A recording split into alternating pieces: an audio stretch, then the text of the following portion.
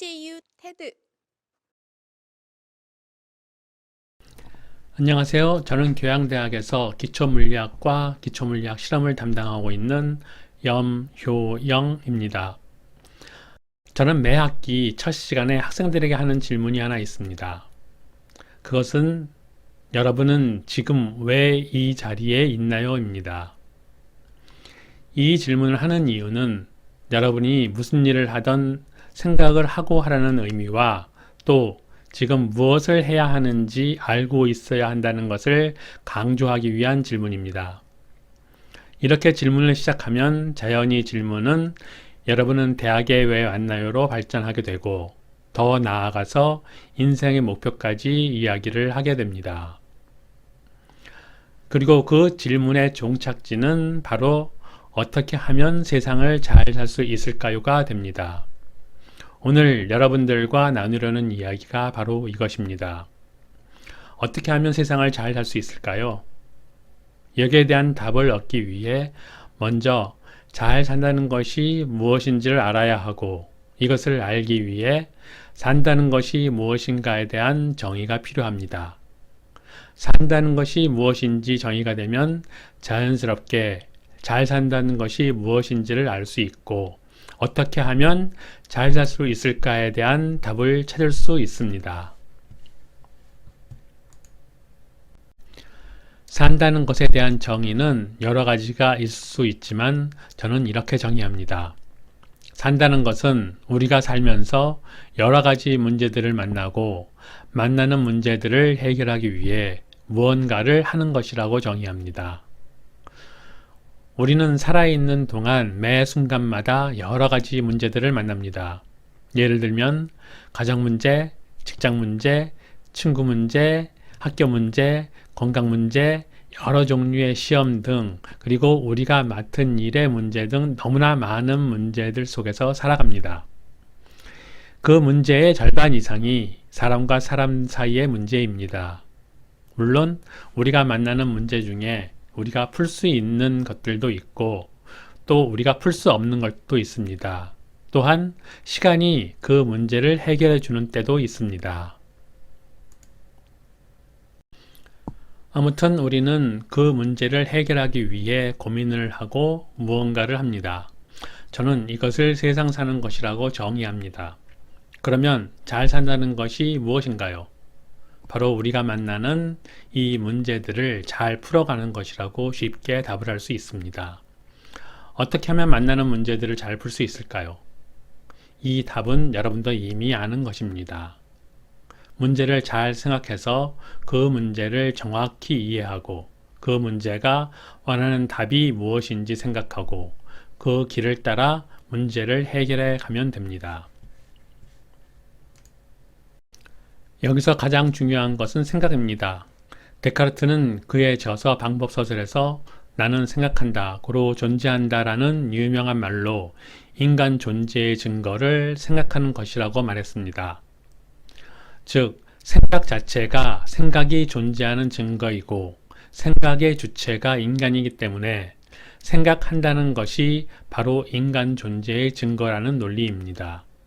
물론 생각의 많고 적음과 깊은 생각과 지나가는 생각 등 여러 가지 생각들이 있지만 사람은 어떤 형태로든 생각을 합니다.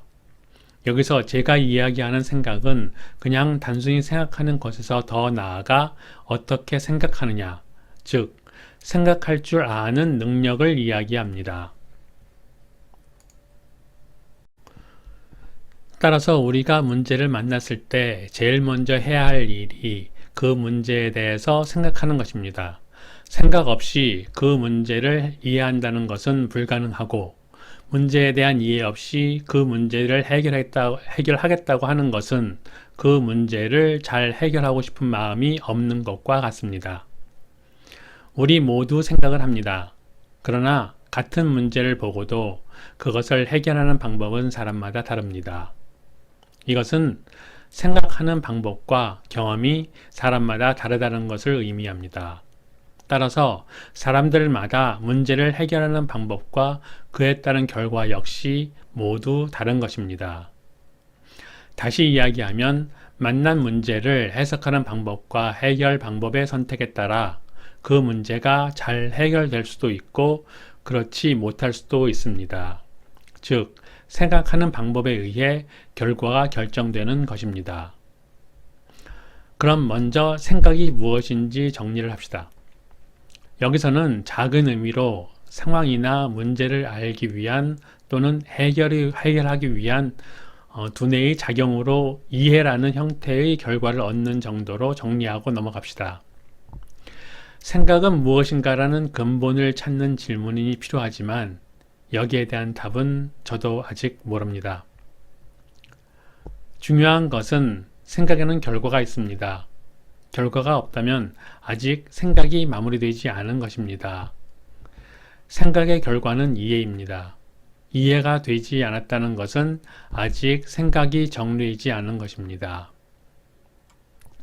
생각할 줄 안다는 것은 생각하는 훈련이 된 것을 말하며 이것은 하루아침에 이루어지는 것은 아닙니다. 그러면 생각 없이 사는 사람도 있나 하고 반문하는 분들이 있을 것입니다. 있습니다. 그것도 생각보다 아주 많이요.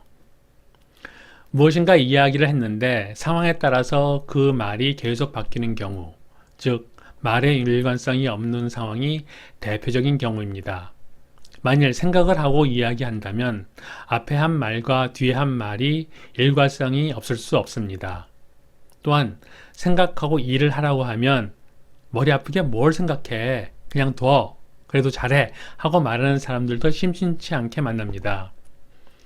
생각을 하면서도 말만 그렇게 하는 사람들도 있지만 정말로 생각하기 싫어서 그렇게 말하는 사람들도 있습니다.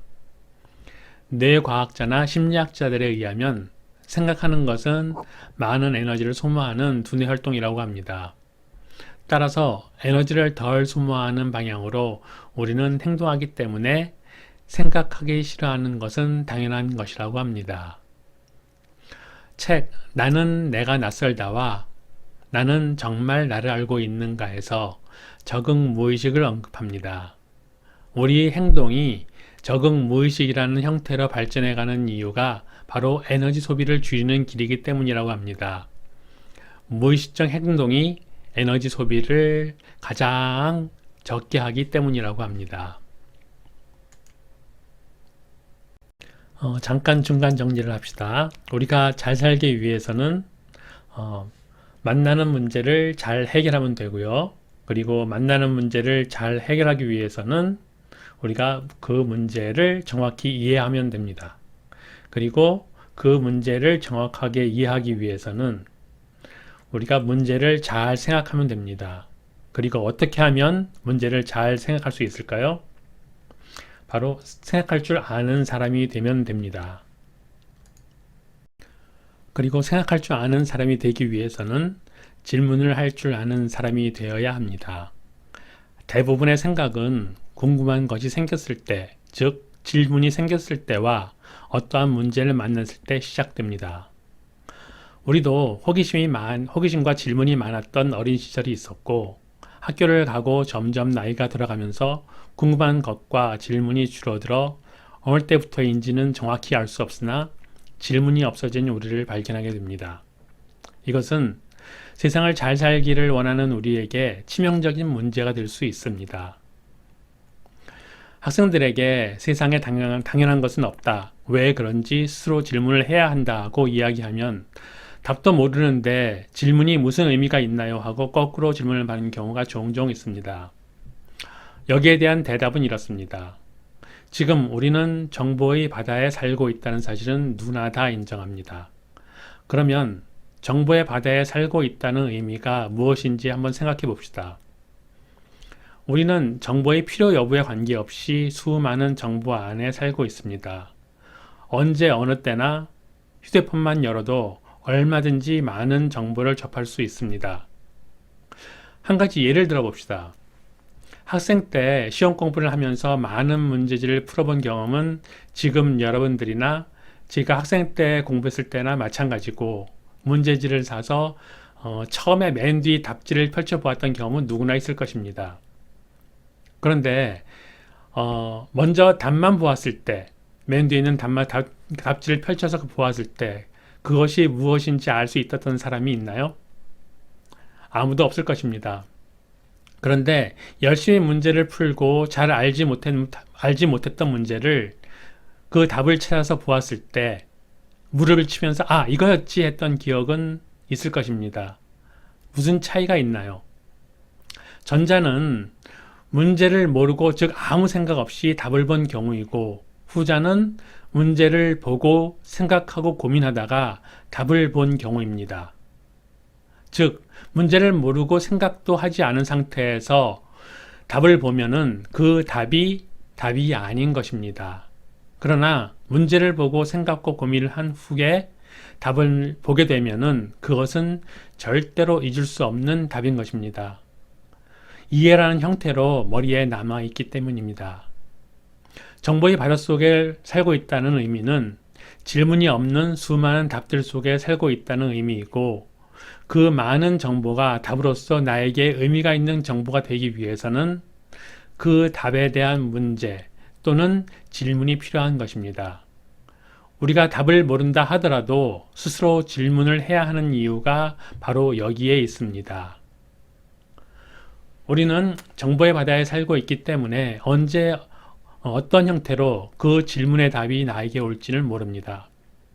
그 답이 나에게 왔을 때 그것을 잡을 수 있는 경우는 답이 나에게 오기 전에 먼저 그 답에 대한 질문을 하고 생각했을 경우입니다. 우리가 접할 수 있는 정보가 과거와는 비교조차 할 수 없을 정도로 많아졌고 그 정보에 접근하는 방법도 무척 쉬워졌습니다. 따라서 우리 곁을 지나가는 많은 정보 속에서 그 정보들을 잡지 못하고 있는 것은 그만큼 뒤떨어지는 것이고 정보의 접근 방법이 쉬워진 만큼 뒤떨어지는 속도도 빨라집니다. 아인슈타인이 어제와 똑같은 오늘을 살면서 더 나은 미래를 바라는 것은 정신병의 초기 증상이다라고 말했습니다.